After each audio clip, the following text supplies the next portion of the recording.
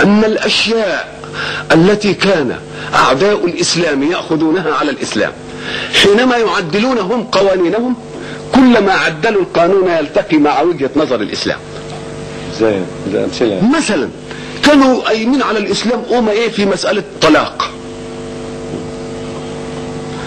وبعد ذلك انتهى في روما ولا في إيطاليا إنهم انتهوا إلى إن الحل الوحيد إباحة الطلاق. لابد أنهم وجدوا شرور عدم الطلاق أكثر،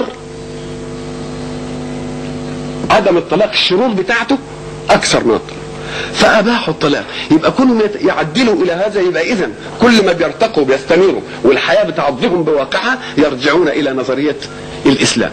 مثلا أمريكا صرفت علشان الخمر دي كم مليون دولار، ملايين الدولارات. الإسلام جاي من أول خطوة كده وراح محرم.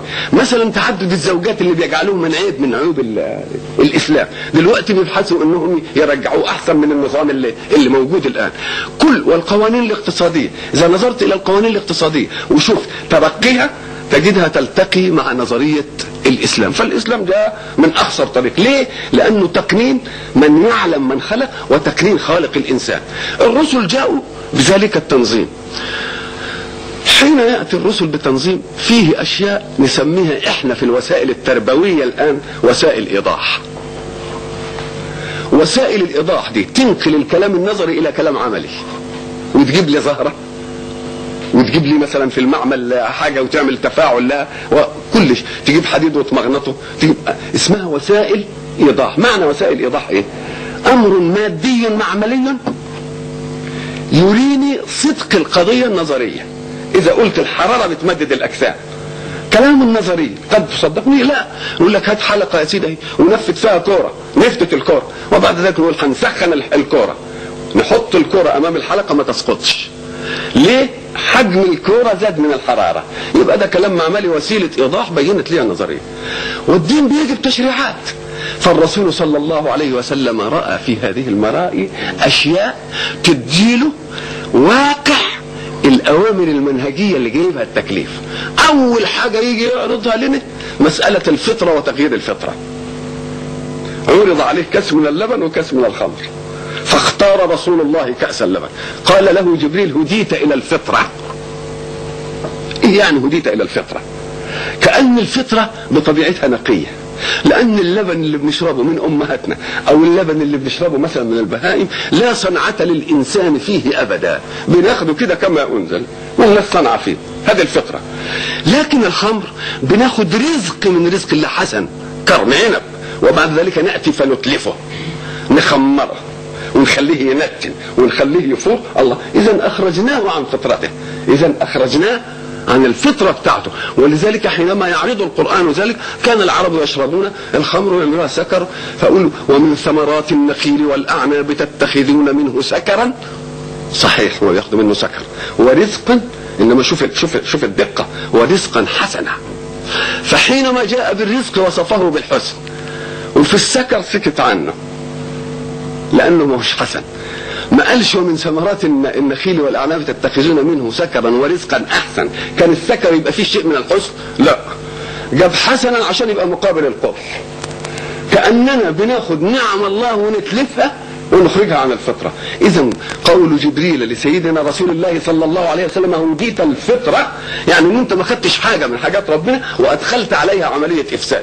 خد الحاجة وادخل عليها عملية اصلاح. اللحم الني مثلا نضجه، الخضار اللي مش عارف ايه اسلقه، لكن تاخد عنب وبعد ذلك تحطه في برميل عشان يتعفن وعشان يختمر، فكأنك اخرجته عن طبيعته وعن فطرته. فذلك معنى هديت الفطرة. بعد ذلك نيجي لمرأة آخر من المرائي. وليه المرأة دي الأول؟ يعني شاف ده الأول مرأة. قال لك نعم، لأن العقل هو منفذ التكليف من الله، والخمر جاءت لتستر العقل. حلوة أوي. الخمر جاءت يعني ده لماذا كان هذا المنظر أول منظر حاجة بيقابلها؟ ليه؟ لأن مدخلي إلى الله هو العقل التكليفي. المجنون لا يكلفه الله، لأن آلة الاختيار بين البديلات عطلانة، ومعنى عقل يعني يختار بين بديلات. اذا كان امر لا بديل له فلا عمل للعقل فيه، ما فيش الا الطريق ده يوصل الى المكان الفلاني، اذا لا اختيار لي، ما اقولش اروح من هنا، ما فيش الا مضطر اليه. اذا فالعقل انما يوجد للاختيار بين البديلات، وما دام الاختيار بين البديلات لازم يكون عقل موجود وسليم ومقاييسه صادقه عشان تختار البديل الخير وما تختارش البديل الشر. يجي الانسان الى مناط التكليف له من الله، وبعد ذلك يشرب الخمر ليستره، فكأنه عمد إلى النعمة الكبرى، منفذه إلى الإيمان بالله ومنفذه للتكليف عن الله ليعطله. وكل الأشياء اللي بعدها فرع وجود العقل التكليفي. إذا فكأن المرائي اللي بعدها فرع، يعني الجهاد، الصلاة، الزكاة، كل دي فرع لوجود العقل التكليفي. فكأن الحق سبحانه وتعالى أراد بالمنظر الأول إنه يقول إن الفطرة طبيعتها سليمة، لا تفسدوها أنتم بتصرفاتكم. هذا اللبن تبع الفطرة، والخمرة انتوا افسدتوها بصنعتكم فيها، تدخلتم فيها ببشريتكم فافسدتوها، بعد ما كانت نعمة كويسة جعلتوها نعمة مفسدة، ووجهتوها الى ايه؟ وجهتوها الى منفذ التكليف من الله وهو الايه؟ وهو العقل.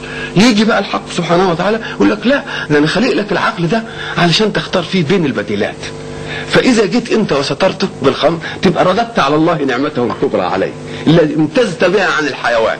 الله يقول لك ده انا بستر همومي، بسترها وزعلان مش كما يقولون، وده برضه غالب صادقين فيه.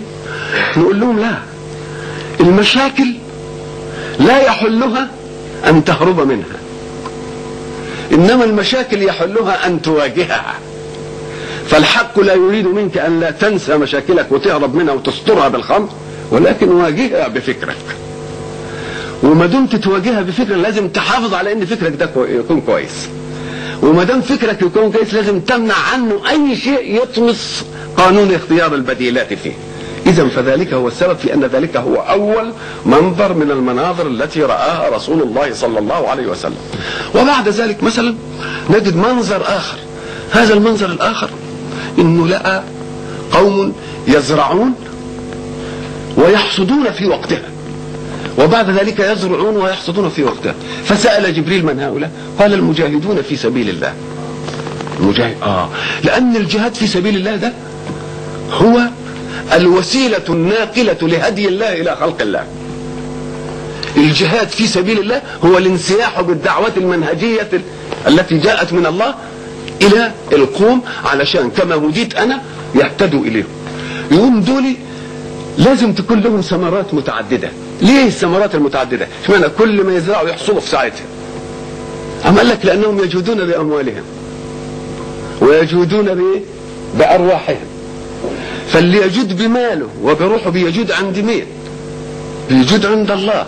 يقوم الله سبحانه وتعالى يخلفه عليه خلفا يناسبه قدرته في العطاء، وما دام يناسب قدرته في العطاء كل ما تجاهد في سبيل الله وبعد ذلك تنتشر الدعوة بجهادك في سبيل الله فلك ثواب من هدي بها. كل من يعمل عمل يجي لك خير. إذن فالرسول صلى الله عليه وسلم حينما أراه هذه المسألة ليوضح هذه الحقيقة لمين؟ للذين يجاهدون في سبيل الله، وما أنفقتم من شيء فهو يخلفه. إذا جدتم بنفسكم وبأموالكم لا شك أن الناس يجودون بالأشياء طمعا فيما تأتي من الخير. الإنسان الفلاح منا مثلا يبقى عنده أردبين من القمح، يأتي في أيام الزرع فيأخذ أردبا من مخزنه فينقص ما عنده أردب، وبعد ذلك يطرحه في الأرض. الأردب اللي طرحه في الأرض أنقص ما كان عنده، يقول له لا ما نقصش، هو نقص الآن